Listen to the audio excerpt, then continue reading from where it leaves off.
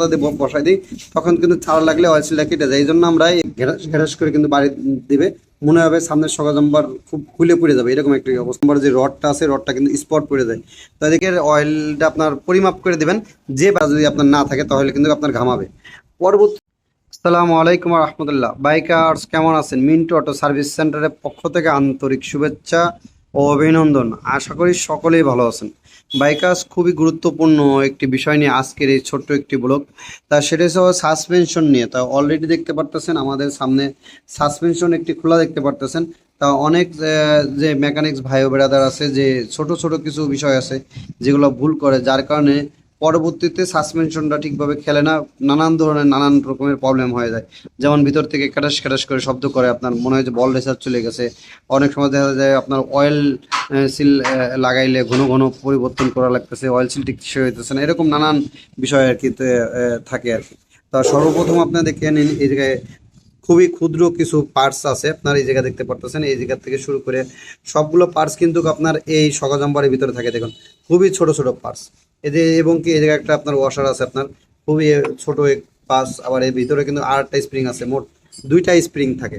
সর্বপ্রথমে যেটা করে থাকে অনেকে ভুল যেটা করে থাকে, এই অয়েল সিলটা খোলার ক্ষেত্রে কি করে, সংক্ষেপে খোলার জন্য আপনার এই স্ক্রু আবার এই জায়গা ঢুকায়, এই জায়গা ঢুকায় চার দিয়ে খুলে, চারি দিয়ে খুললে কি হয়, আপনার এই যে সকা জাম্পারের যে রডটা আছে রডটা কিন্তু স্পট পড়ে যায়। তাই দেখতে পারতেছেন ফুল ফ্রেশ একটি রড। যদি বাড়ি দেই, বাড়ি দিয়ে আপনার এই যে আপনাদের এই যে আমাদের যে অয়েল সিল আছে, এই অয়েল সিলটা আপনার চারি দিয়ে স্ক্রু বাদে বাড়ি দিলে কি হবে, আপনার এই যে অয়েল সিলটা তো এর ভিতরে থাকে, তখন কি হয় আপনার এই জায়গাটা স্পট পড়ে যায়, আপনাদের রডটা কিন্তু তখন বাদ হয়ে গেল। আর মেকানিক্স অনেক ভাই ব্রাদার সবচেয়ে যেটা ভুল করে থাকে, যে এরকম কিছু গুড়াগাড়ি পার্টস আছে সেগুলো আর কি দেয় না। এবং আসুন জেনে নেওয়া যাক কোন পার্টসটি কোন জায়গায় থাকবে আর কি। তা আমরা সর্বপ্রথমে আপনার শুরু করি আপনার সকা জাম্পারের ভিতর থেকে। তা সর্বপ্রথমে আপনার এই যে যে রডটি দেখতে পারতেছেন, এই রডটি আপনার এই পাইপের ভিতর ঢুকবে, এই পাইপের ভিতরে এরকম ভাবে ঢুকবে। তা পাইপের ভিতরে আপনার এই যে স্প্রিংটা প্রথমে কিন্তু আপনার এই স্প্রিংটা এই জায়গায় প্রবেশ করবে। এই স্প্রিংটা প্রবেশ করার পরে আপনার এই যে এই জিনিসটা কিন্তু এই যে এটার ভিতরে ঢুকবে। এই স্প্রিংটা যদি আপনার না দেন তাহলে কি হবে, ঘেরাস ঘেরাস করে কিন্তু বাড়ি দিবে, মনে হবে সামনের সকা জাম্পার খুব খুলে পড়ে যাবে, এরকম একটা অবস্থা তৈরি হবে। তা দেখতে পারলেন স্প্রিংটা সহকারে এই বুশটা কিন্তু আমরা ভিতরে ঢুকেছি। তার পরবর্তীতে এইটা বসবে আপনার এটার মাথায়, এই যে এই বুশটা আপনার এই জায়গায় বসবে। তা অনেক সময় দেখা যায় যে হালকা পাতলা টাইট থাকতে পারে, সেজন্য হালকা একটু টুকা দিয়ে বসাইতে হবে। আমরা এটা টুকা দিয়ে বসাই দিলাম, বসাইলাম। তো এবার তো এটা বসানো হয়ে গেল। বসানো হয়ে যাওয়ার পরে আপনার এই ব্যারেলটি আমরা এই জায়গায় ইনস্টল করে দিলাম, মনে করলেন যে এটা ইনস্টল করে দিলাম। আপনার পরবর্তীতে আপনার কি বসবে, এই যে ওয়াশারটা সহকারে এই নাটটা বসবে। এই ওয়াশারটা যদি না দেন তাহলে কিন্তু এই জায়গাতে আপনার অয়েল লিকেজ হবে। সকা জাম্পার নিচের অংশ, এই যে যে নিচের যে অংশ, এই জায়গাতে দেখবেন অনেক সময় অনেক গাড়ি দেখা যায় ঘামায় থাকে। এই ওয়াশারটা যদি আপনার না থাকে তাহলে কিন্তু আপনার ঘামাবে। পরবর্তীতে কোনটা দেবো আমরা, পরবর্তীতে দেখতে পারতেছেন এই যে যে স্প্রিংটা আছে, এই স্প্রিংটা কিন্তু আমরা মনে করেন যে সকা জাম্পার যেটা আছে, এই সকা জাম্পারে যে দেখতে পারতেছেন যে ঘন যেটা আছে, ঘনটা কিন্তু নিচের দিকে বসবে। অনেকে কি করি আমরা এরকম ভাবে দিয়ে দিই, এই জন্য ঘনটা কি হবে, নিচের দিকে বসবে। নিচের দিকে বসার পরে কি হবে, এই যে যে পাইপটা আছে এই পাইপটা বসবে। পাইপটা বসার আগে কিন্তু আর একটা জিনিস আছে, এই ওয়াশারটা বসবে। আপনার এই যে ওয়াশারটা প্রথম ঢুকাবো, আপনার দেখি সকা জাম্পারটা উল্টো প্র্যাকটিক্যালি একটু দেখা দিই, প্র্যাকটিক্যালি একটু দেখা যায়।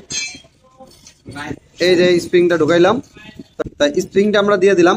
তাই স্প্রিংটা দেওয়ার পর আমরা কি করব, এই যে ওয়াশারটা দেবো আমরা, এই যে ওয়াশারটা দেখতে পারতেছেন, এই ওয়াশারটা আমরা ভিতরে দেবো। তা এই ওয়াশারটা আপনার ভিতর দিকে দিয়ে দিলাম, আলগি দাও উপর দিকে, আলগি দাও। আলগি দেওয়ার পরে আপনার এই যে ওয়াশারটা দেওয়ার পরে আপনার এই পাইপটা আমরা প্রবেশ করে দিলাম। প্রবেশ করানোর পরে এখানে দেখেন আর একটা বিষয় আছে, সেটা হচ্ছে এই যে অয়েল সিলগুলো অনেক সময় দেখা যায় যে অয়েল সিলগুলো কেটে যায়, কিংবা অনেক সময় দেখা যায় যে আপনার ডাউন হয়ে যায়। এই কিন্তু কেটে যাওয়ার কারণ কি, কেটে যাওয়ার কারণ হচ্ছে আপনার অনেকে কি করে, আমরা এই যে অয়েল সিলটা এমনি দিয়ে জতা দিয়ে বসাই দিই, তখন কিন্তু ছাড়া লাগলে অয়েল সিলটা কেটে যায়। এই জন্য আমরা এই অয়েল সিলের মাথায় যখনই করবো একটু গ্রিজ দিয়ে নিব, গ্রিজ দিয়ে নিলে আপনার আমাদের জিনিসটা কিন্তু পারফেক্ট অ্যাকুরেট হয়ে গেলে। তাই এই পর্যন্ত বোঝাইতে পারলাম। পরবর্তীতে আপনার এটা হচ্ছে আমাদের টিভিএস এর অরিজিনাল আপনার সকা জাম্পারের সিলটা। তা এই সিলটা বসাবো আর কি আমরা এখন। এই সিলটা বসানোর আগে আপনার এই বাইকে নাই, নিচে একটা কিন্তু ওয়াশার বসে আপনার, এই বাইকের নাই, অন্য অন্য বাইকে আপনার ওয়াশার থাকে আর কি।